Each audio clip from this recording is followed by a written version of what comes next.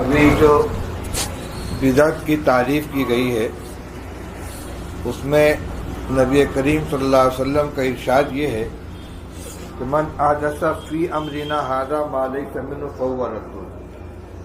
ہمارے دین کے اندر کوئی شخص نئی چیز پیدا کرے گا تو وہ رد ہو جائے گی۔ یہ قید احترازی ہے، لہذا اگر کوئی نیا کام کیا گیا لیکن وہ فی الدین نہیں بلکہ للدین ہے تو اس کو بدعت نہیں کہا جائے گا، اور اس کی بے شمار مثالیں ہیں۔ نبی کریم صلی اللہ تعالی علیہ وسلم کے زمانے میں کوئی باقاعدہ مدرسہ نہیں تھا، بلکہ مسجد نبوی کی جو قبلہ کے مخالف جانب ہے وہاں ایک چبوترا تھا جس پر صحابہ کرام رہتے تھے۔ نبی کریم صلی اللہ علیہ وسلم تشریف لاتے تھے، وہی ان کی قیام گاہ تھی، وہی ان کا دارالاقامہ، وہی ان کے کھانے کا انتظام۔ کوئی باقاعدہ درسگاہ نہیں تھی، دارالاقامہ نہیں تھا۔ لیکن جب حضور صلی اللہ علیہ وسلم کا زمانہ گزرا ہے، اب بعد میں مشائخ نے، محدثین نے جگہ جگہ حلقۂ درس قائم کیے، لوگ سفر کر کے جاتے تھے، حدیث حاصل کرتے تھے۔ ہر معلم کا اپنا حلقہ الگ ہوتا تھا، کوئی مدرسے کی شکل نہیں تھی۔ پھر ایک زمانہ آگے آیا تو باقاعدہ ادارے قائم کیے گئے۔ یہ سب کی سب شکلیں ہیں، ان کی اصل موجود ہے تعلیم کتاب و حکمت۔ ابھی آپ نے سنا کہ اس کی اصل دین کے اندر موجود ہونی چاہیے۔ تو اس میں کوئی یہ نہیں کہتا کہ مدرسے کی عمارت بنانا یہ فرض ہے یا واجب ہے، اور جو یہ نہیں کرے گا وہ سنت کے خلاف کر رہا ہے۔ لیکن یہ بدعت بھی نہیں ہے۔ کیوں؟ اس لیے کہ ایک کام جو اصل کے اعتبار سے دین ہے اس کو انجام دینے کے لیے یہ طریقہ اختیار کیا گیا، یہ راستہ اپنایا گیا ہے۔ مسجد، پختہ مسجدیں رسول اللہ صلی اللہ علیہ وسلم کے زمانے میں نہیں تھی، پختہ مسجد بنائی گئی۔ آج مسجدوں میں فرش بچھایا جاتا ہے، حضور کے زمانے میں کوئی فرش نہیں تھا۔ روشنی کا انتظام کیا جاتا ہے، پنکھا لگایا جاتا ہے۔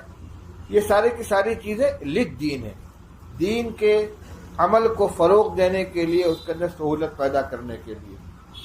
یہ بات اس لیے کہہ رہا ہوں کہ جب مبتدعین کے سامنے یہ روایت پیش کی جاتی ہے کہ دین میں کوئی نیا کام بڑھاؤ گے تو وہ بدعت ہو جائے گی، تم میلاد کرتے ہو، فاتحہ کرتے ہو، تیجا چالیسواں کرتے ہو، اور جو اس کو نہ کرے تم اس کو وہابی کہتے ہو، تو کہتے تم نے مدرسہ قائم کی تو بدعت ہے۔ حضور کے زمانے میں کہاں تھا؟ مسجد پختہ بناتی تو بدعت ہے۔ یہ فرق سمجھانے کی بات ہے کہ کوئی حضور صلی اللہ علیہ وسلم کے زمانے میں جو کام دین کے اندر تھا اس کی مدد کے لیے اگر کوئی راستہ اختیار کیا جاتا تو وہ بدعت نہیں ہے، اور تم جو عمل کر رہے ہو تم اس کے خلاف کرنے والے کو وہابی کہتے ہو، بدعقیدہ کہتے ہو۔ علامہ انور شاہ کشمیری رحمۃ اللہ علیہ نے بہت اچھی بات فرمائی ہے، ایک رسم اور ایک بدعت۔ شادی کے اندر جتنے کام کیے جاتے ہیں وہ سب رسومات میں آتے ہیں، اور غمی کے موقع پر جتنے کام کیے جاتے ہیں وہ سب بدعات کے اندر آتے ہیں۔ بدعتیوں کے یہاں میت کے انتقال کے بعد دوسرے دن کچھ خاص طریقے پر ایصال ثواب کا اہتمام کیا جاتا ہے، تیسرے دن کچھ کیا جاتا ہے، پھر 10ویں دن 10واں منایا جاتا ہے، 40 دن بعد 40واں منایا جاتا ہے، اور اسی طرح 1 سال بعد برسی منائی جاتی ہے۔ اور یہ ان کا امتیاز ہے، اگر کوئی نہیں کرے گا تو وہ وہابی کہلائے گا، بدعقیدہ کہلائے گا، گویا اس کو دین کا حکم سمجھ رہے ہیں، اس لیے ان کو بدعات کہا جائے گا۔ اور شادی کے موقع پر کوئی باجا بجا رہا ہے، کوئی گھوڑا پر سواری کرا رہا ہے، کوئی لمبی چوڑی دعوت کر رہا ہے، اس کو کوئی دین نہیں سمجھتا، اس کو دین سمجھ کر نہیں کیا جائے، لہذا یہ بدعات ہے، یہ رسم و رواج ہے۔ اسراف کی بنا پر، فضول خرچی کی بنا پر، اور دیگر لغو امور میں مبتلا ہونے کی بنا پر ان کو منع کیا جائے گا۔ فوٹوگرافی حرام ہے، ناچ گانا حرام ہے، میوزک بجانا حرام ہے، تو یہ دین سمجھ کر نہیں کیا جاتا، لہذا اس کو رسم و رواج کہا جائے گا۔ اور جو کام غمی کے موقع پر کرتے ہیں اس کو دین سمجھ کے کرتے ہیں، اس لیے وہ کیا کہلائے گا؟ بدعت کہلائے گا۔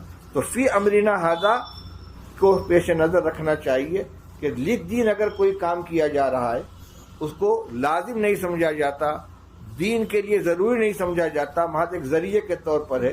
روشنی مطلوب ہے، اب اس روشنی کے لیے بلب جلایا جائے، چراغ جلایا جائے، لائٹ جلائی جائے، یہ سب ذرائع ہیں۔ رسول اللہ صلی اللہ علیہ وسلم کے زمانے میں مسجد میں وضو خانے نہیں تھے، آج وضو خانے بنا دیے گئے نمازیوں کی سہولت کے لیے۔ اس کو بدعت نہیں کہا جائے گا، کیوں؟ یہ نماز کی مدد کے واسطے ہیں، تو اس کا فرق رہنا چاہیے۔ ہاں، عبادت کے سلسلے میں کوئی نئی چیز آدمی لے آئے گا تو بدعت ہو جائے گی۔ حضرت علی رضی اللہ تعالیٰ عنہ عید کے دن عیدگاہ میں تشریف لائے، ایک صاحب کھڑے ہو کر نماز کی نیت باندھنے لگے، فرمایا رک جاؤ، نماز نہیں ہے یہاں۔ اس نے کہا کہ میں سمجھتا ہوں کہ اللہ تعالیٰ نماز پڑھنے کے اوپر عذاب نہیں دیں گے۔ آپ نے فرمایا میں بھی جانتا ہوں کہ اللہ تعالیٰ نماز پڑھنے پر عذاب نہیں دیں گے، لیکن عیدگاہ میں رسول اللہ صلی اللہ علیہ وسلم نے نہ عید کی نماز سے پہلے نماز پڑھی ہے، نہ عید کے بعد نماز پڑھی ہے۔ تو یہ عبادت کے عمل کے اندر تم اپنی طرف سے ایک نئی چیز شامل کر رہے ہو، یہ بدعت بن جائے گی۔ عبداللہ ابن عمر رضی اللہ تعالیٰ عنہ بیٹھے ہوئے ہیں، ایک صاحب کو چھینک آئی، انہوں نے کہا الحمدللہ والسلام علی رسول اللہ، الحمدللہ والسلام علی رسول اللہ۔ عبداللہ ابن عمر رضی اللہ عنہ فرمایا وَنَحْنُ نَقُولُ الحمدللہ والسلام علی رسول اللہ، ہم الحمدللہ کے بھی قائل ہیں اور السلام علی رسول اللہ کے بھی قائل ہیں۔ وما علمنا هكذا رسول اللہ صلی اللہ علیہ وسلم، لیکن چھینکنے کے موقع پر رسول اللہ صلی اللہ علیہ وسلم نے کو یہ تعلیم نہیں دی ہے کہ چھینک آئے تو الحمدللہ کے ساتھ السلام علی رسول اللہ کا اضافہ کرو۔